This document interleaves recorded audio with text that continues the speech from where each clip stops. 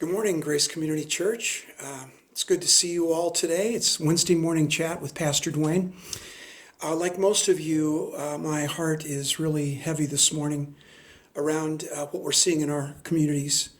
The looting and rioting is awful, but there's something much deeper than that troubles me, and that's the pervasive, insidious racism that we still see in our country today.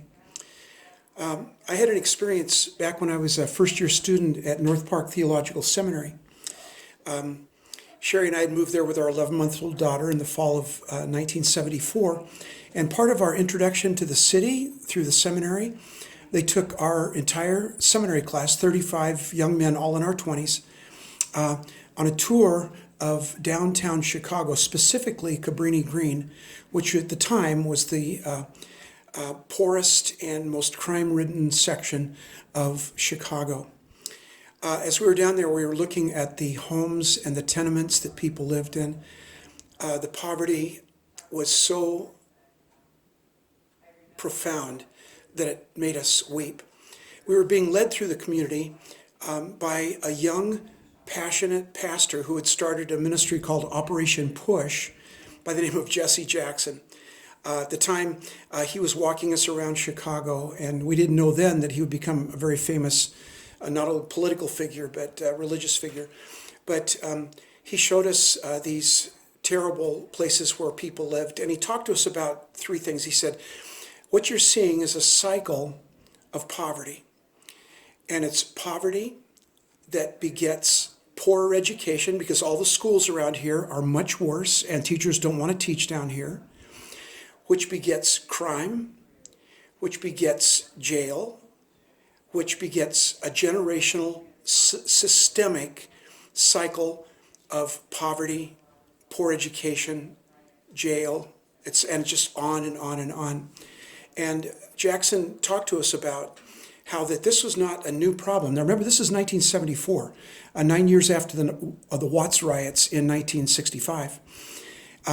He said that this has been going on for 400 years.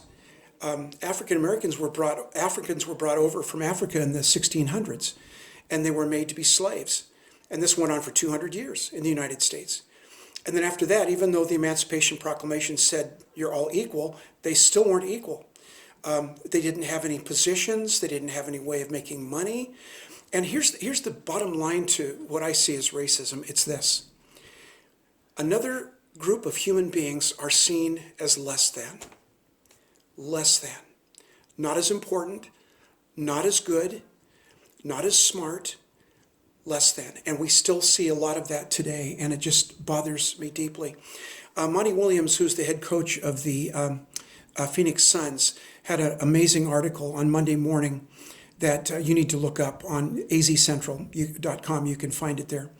And let me read you just a portion of what it said. Now, Monty Williams is a privileged black man because God gave him the gift to play basketball, where he made money, and now he's an NBA head coach where he's making a lot of money.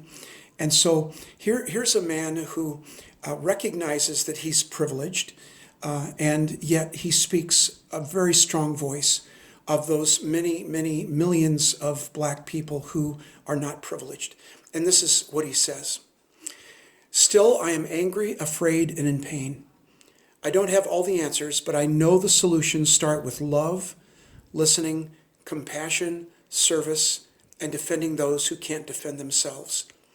I best sum it up in 1 John 3:17. But whoever has the world's goods and sees his brother in need and closes his heart against him, how does the love of God abide in him? He goes on, I'm distraught as I look at my boys. 2 are African American and 1 is Caucasian, because too many people see them differently.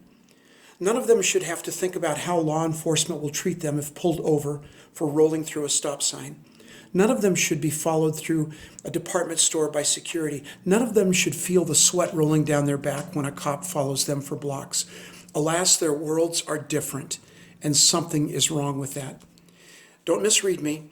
I have as much respect for most law enforcement as I do disdain for some of the would-be protesters. To those who have sworn to protect and serve all people, regardless of color, religion, or sexual orientation, I say thank you. We have an institutional problem with pervasive racism. It must end now. To those who are using the facade of a protest or a march by choosing to destroy and tear down, I challenge you to be better. As I tell my players, I'm not calling you out, I'm calling you up. Destruction of property and life is not the answer.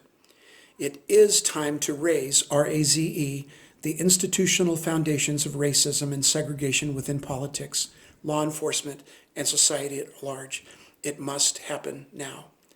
Borrowing from C.S. Lewis, you can't go back and change the beginning, but you can start where you are and change the ending. And then he closes by saying, we must be the change now. So I really respect Monty Williams, and I love what he said there. And there's a couple of things that I'm going to do personally and that I encourage each and every one of you to do. And the first thing is this. Listen. Listen to your African American friends. Listen to the African American voices that are reasoned that you find all over in sports and in other venues. But listen. And one thing Sherry and I are going to do is we have African American friends. We're going to sit down and we're going to say, listen, we're not going to tell you what we think or feel. We just want to hear about your experience. We want to hear about what it's like for you to be an African American in a society where racism is always underneath. It's always right there on the edge. And so we are going to listen. The next thing I'm going to do, and what I encourage you to do, is to respect. Respect other people's voices. There's a lot of strange stuff going on Facebook and other social media platforms. Please be careful. Don't get involved in those kinds of things. Respect. Let people say what they need to say. If they're saying crazy stuff, just don't engage. But you be respectful of people that disagree with you, people that are different from you. You be respectful because that's what God wants us to be. And the final thing is the most important thing, and that's love. We must love each other, regardless of color of skin, regardless of sexual orientation, regardless of political stance, regardless of economic diversity. We must love each other. Jesus said it this way in 1 John 4. Such love has no fear, because perfect love expels all fear. If we are afraid, it is for fear of punishment, and this shows that we have not fully experienced his perfect love. We love each other because he first loved us. Let's love each other and love each other well. I love you all. God bless you. Have a wonderful week. Bye-bye.